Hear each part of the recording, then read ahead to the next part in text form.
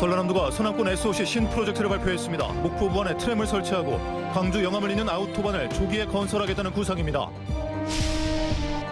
목포 원도심에 들어선 호텔 라키의 정상 운영 전망이 갈수록 어두워지고 있습니다. 내부 인테리어 공사 중단에 이어 전기료 체납으로 전기 공급도 끊겼습니다. 고공 농성 중이던 한국노총 간부가 경찰이 휘두른 진압봉에 맞아 머리를 다쳤습니다. 경찰의 과잉 대응 논란이 일고 있습니다. 자연과 공존하는 생태 시민을 육성하기 위한 환경교육 행사가 진도 해안에서 열렸습니다. 여러분 안녕하십니까? 목포 MBC 뉴스데스크입니다. 도로에 설치한 레일 위로 운행하는 트램이 목포 원도심에서 오룡 신도시까지 설치될 예정입니다. 전라남도는 이 밖에도 광주와 영암을 잇는 초고속도로 조기 건설 등 전남 서남권 SOC 신프로젝트를 발표했습니다. 박종호 기자입니다. 해외에서 도심 이동 수단으로 이용되고 있는 트램. 도로 위에 선로를 깔아 전차를 운영하는 방식입니다. 이 같은 트램이 전남에 도입될 예정입니다. 구간은 목포 원도심부터 하당과 남학을 지나 오룡 신도시까지 총 연장 15.7km로 국비와 지방비 등 4천억 원이 투입됩니다. 35m 길이의 트램 한 대는 버스 3대와 승용차 174대를 대체 가능한 것으로 분석되고 있습니다. 설계, 용역 과정에서 최대한으로 우리 대중교통 시스템에 발빠르게 도입할 수 있도록 최선을 다해서 별도로 적극 추진하겠습니다. 광주와 영암을 잇는 47km 구간은 2035년까지 초고속도로로 건설됩니다. 여기에 영암과 목포를 잇는 2.5km 구간은 해상 교량으로 연결합니다. 이 사업은 20대 대선 지역 공약에 반영되기도 했었습니다. 서남권의 경제 관광의 심장부로 되기 위해서 이번 초고속도로가 어떻게 보면 핏줄을 연결하는 이런 일이 아닌가라고 생각을 합니다. 이 같은 대규모 사업들은 전남 서남권 SOC 신프로젝트 일환으로 추진됩니다. 전라남도는 서남권의 새로운 발전 전기를 만들어가겠다고 밝혔습니다. 전국 어디에도 없는 신개념 아우토반 고속도로망을 구축하고 버스를 대체할 새로운 형태의 대중교통수단인 트램 도입을 추진해 나가겠습니다. 분명 지역 발전을 위한 장밋빛 청사진이기는 하지만 막대한 사업비 확보 부담과 10년에 가까운 사업기간 단축은 여전히 풀어야 할 과제입니다. MBC 뉴스 박종호입니다. 원도심에 들어선 호텔 라키의 전기가 끊기는 등 정상 운영 전망이 더욱 불투명해지고 있습니다. 한국전력 목포지사는 호텔 라키 측의 소유주인 KB부동산 신탁에 전기요금을 체납해 오늘자로 전기 공급을 중단했습니다. 주식회사 흥복이 KB부동산 신탁으로부터 위탁받아 건설한 호텔 라키는 지난 1월 목포시로부터 사용 승인을 받았지만 내부 인테리어를 마치지 못해 문을 열지 못하고 있습니다. 목포시가 환경미화원들의 근무 여건 개선에 나섭니다.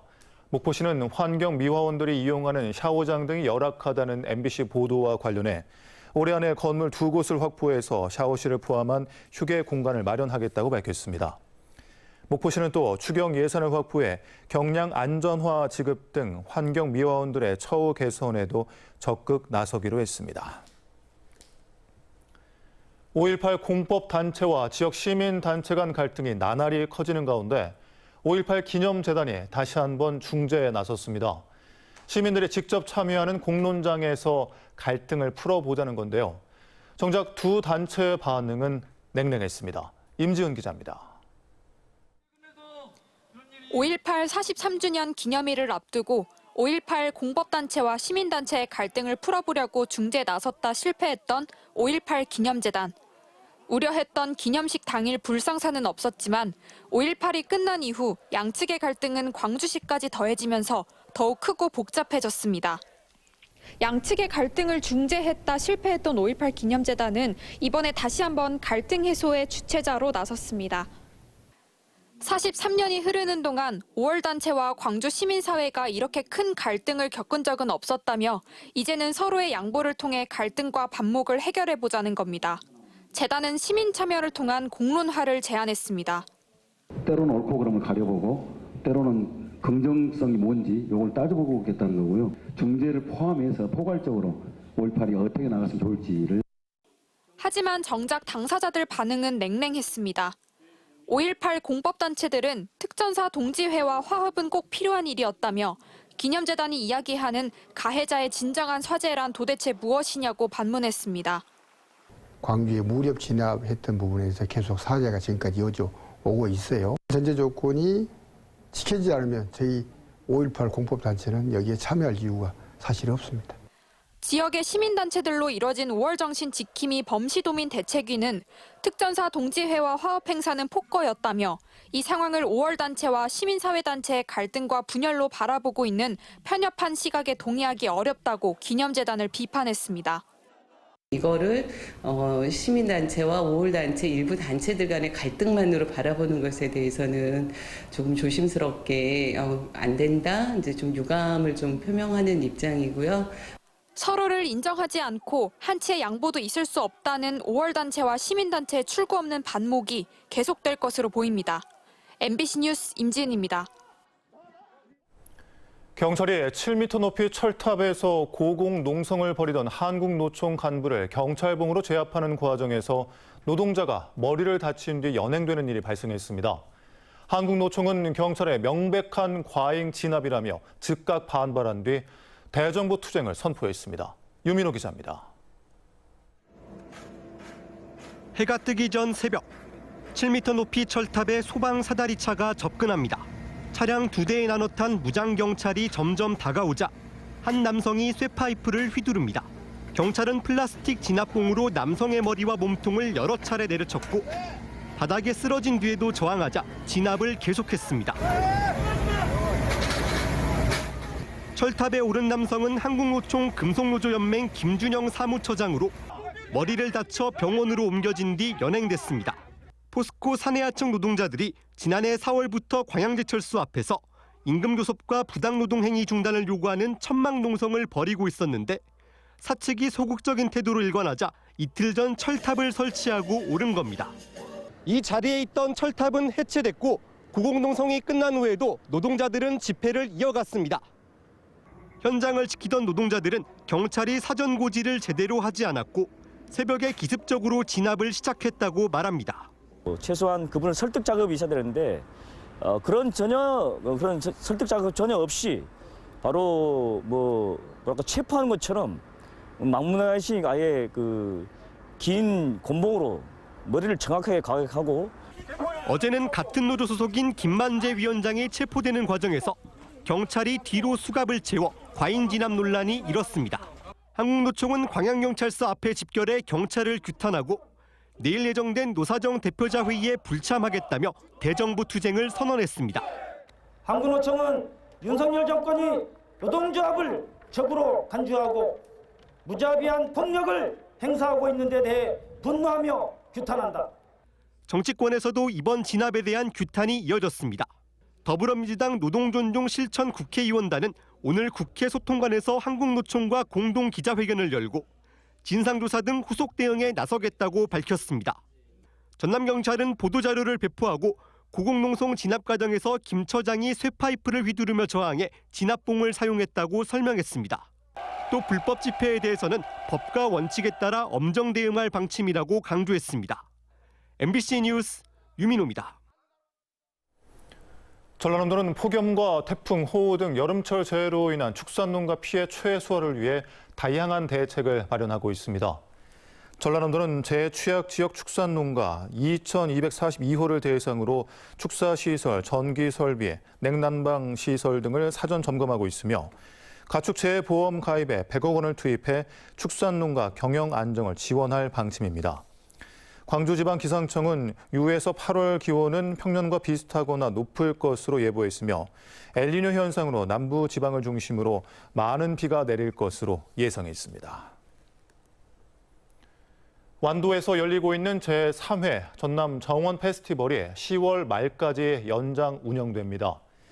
완도군은 당초 5월 한 달 동안 정원 페스티벌을 개최할 예정이었지만 지역 주민과 관객들의 반응이 좋아서 운영 기간을 5개월 연장하기로 했습니다. 완도군은 기존 다양한 정원 전시와 더불어 새로운 화단과 포토존을 추가 설치하기로 했습니다. 자연과 공존하는 생태 시민을 육성하기 위한 환경 교육 행사가 신비의 바닷길 인근 해안에서 열렸습니다. 공생의 바닷길 공동 실천 선포식에서 참가자들은 바다 쓰레기를 줍는 행사를 통해 생활 속의 환경 보호를 체험했습니다. 신광하 기자입니다. 신비의 바닷길이 인접한 진도군 임해면 중림 어촌 체험마을. 청정해역으로 이름난 곳이지만 최근 비바람이 지난 뒤 해변에는 온갖 바다 쓰레기가 밀려들었습니다. 진도 지역 초중학생들이 장화와 장갑을 끼고 달리며 쓰레기를 줍는 줍깅 행사를 시작합니다. 행사 시작 10분이 채 안 됐는데도 벌써 종량제 봉투에는 쓰레기로 한가득. 학생들의 이마에도 땀방울이 맺힙니다. 바다를 지키기 위해서 쓰레기를 주웠는데 재밌었어요. 환경을 조금 더 생각하고 일회용품을 줄여야 된다고 생각해요. 전남교육청이 자연과 공존하는 생태 시민을 육성하기 위한 기후변화 환경교육의 하나로 공생의 바닷길 공동실천 선포 행사를 가졌습니다. 영산강 공생의 물길 행사에 이어 전남 서남해안의 해양 환경 보존을 위한 지역사회 환경운동으로 500여 명의 교육가족들이 참석했습니다. 그동안 교실에서 이루어지던 기후변화와 환경교육을 지역사회로 확산하는 것이 올해 목표입니다. 또 이러한 과정을 통해서 우리 학생들이 미래의 환경과 함께 자연을 살리는 그런 지도자로 성장할 수 있도록 해낼 생각입니다. 전남교육청은 환경운동과 독서 입문 교육을 병합해 소규모 동아리 활동을 지원하고 이를 통해 탄소 중립 실천과 선도 활동을 펴나갈 예정입니다. MBC 뉴스 신광하입니다. 보혜 양조가 목포 고하도 윗마을 해변에서 유명 방송인과 임직원 등 30명이 참여한 가운데 플로깅 행사를 추진해 40kg의 해양 쓰레기를 수거했습니다. 이번 행사는 해양 환경 보호 활동에 대한 관심과 쓰레기를 줍는 플로깅 활동을 알리기 위해 진행됐습니다. 더불어민주당 서삼석 의원이 제75주년 국회 개원 기념식에서 대한민국 국회의정 대상을 수상했습니다. 서삼석 의원은 21대 국회 최초로 인구 소멸 위기 지역 지원 특별 법안을 발의했으며 이 특별법은 입법 활동 부문에서 우수 법률안으로 선정됐습니다. 특별법은 농산어촌을 중심으로 한 고령화와 인구 유출로 인한 지방 소멸 위기에 대응한 국가 차원의 종합 지원 대책을 담고 있습니다. 오늘 오후 4시 20분쯤 목포시 상동의 한 아파트 공사 현장에서 60대 노동자가 3m 높이에서 추락해 부상을 입고 병원에서 치료를 받고 있습니다. 경찰은 정확한 사고 경위를 조사하는 한편 공사 현장 관계자 등을 상대로 안전수칙 준수 여부를 확인하고 있습니다. 전라남도가 탄소 격리 능력이 뛰어난 해양 자원을 활용한 탄소 배출권 확보를 위한 블루 카본 연구 개발을 관련 기업들과 본격적으로 추진합니다. 블루 카본은 연안에 서식하는 해조류가 광합성을 통해 흡수한 탄소와 조석, 파도 등 물리적 작용에 의해 갯벌 사이사이 공간에서 포집된 탄소를 의미하는 것으로 육상보다 흡수 속도가 빨라 2050 탄소 중립 실현을 위한 중요한 자원으로 평가되고 있습니다. 전라남도 의회는 내일부터 16일간의 일정으로 제372회 제1차 정례회를 운영합니다. 이번 정례회에서는 전남도청과 전남도교육청의 올해 제1회 추경 경정 예산안을 심의합니다.